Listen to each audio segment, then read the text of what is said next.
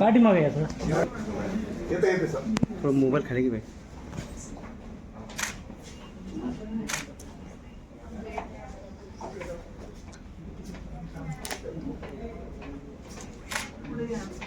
इकडे बघा इकडे.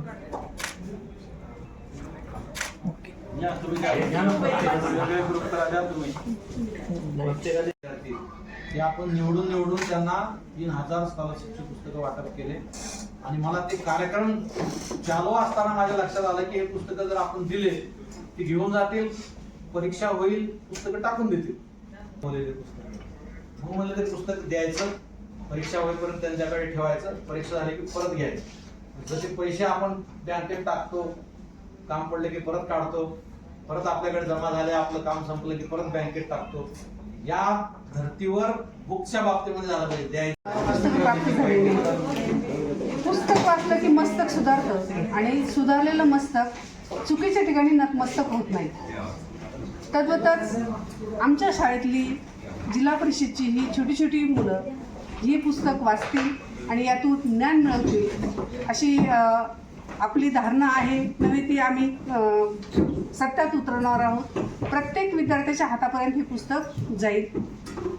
वाचणाऱ्याच्या हाती पुस्तक गेलं पाहिजे आणि पुस्तकाला वाचणारा भेटला पाहिजे, तरच त्या पुस्तकाचं कौतुक आहे आणि त्या फलश्रुतीसुद्धा तीच आहे.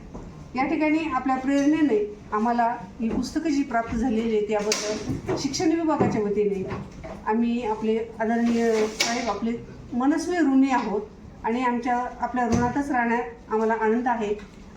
ही जी सुरुवात झालेली आहे ही सुरुवात आणखी चांगल्या पद्धतीने आणखी गतीने आमच्या विद्यार्थ्यापर्यंत पोहोचेल आणि जसं सुजलाम सुफलाम भारत होतो तसंच प्रत्येक ग्रंथालय हे सुजलाम सुफलाम होईल आणि प्रत्येक विद्यार्थ्यापर्यंत ही पुस्तकं जातील अशी आम्ही आपल्याला ग्वाही देतो. आणि परत एकदा आपले खूप खूप मनस्वी धन्यवाद. गेल्या वर्षभरापासून चाललेला दशसूत्रीचा उपक्रम, त्याच्यामध्ये होणारे सक्सेस स्टोरीज आणि त्याच्यामध्ये आज आमचं बुक बँकचं झालेलं सक्सेस आपण बघतोय. माननीय जिल्हाधिकारी मागच्या वर्षीपासून आम्ही दशसूत्री हे आमच्या प्रत्येक शिक्षण विभागामध्ये अतिशय चांगल्या रीतीने राबवली जात आहे आणि त्याच्यामध्ये दिवसेंदिवस काही ना काही ते चांगल्या कल्पना यावं या दृष्टिकोनातून माननीय जिल्हाधिकारी यांच्या संकल्पनेतून बुक बँक ही संकल्पना पुढे आली.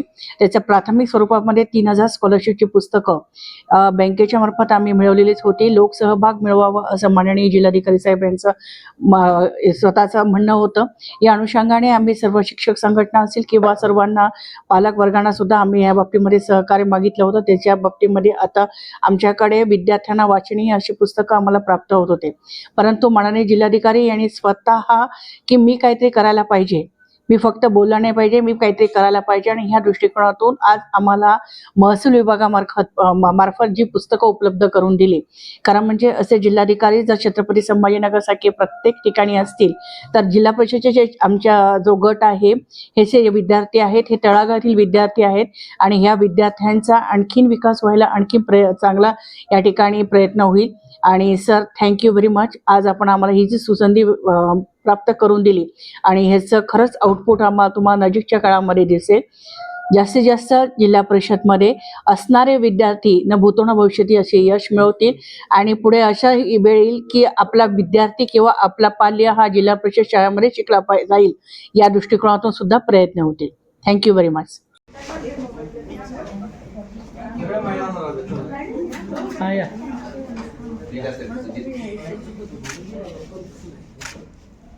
Thank you very much, madam.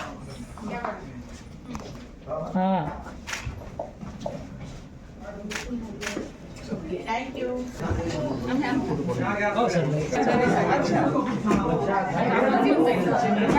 या इकडे. हो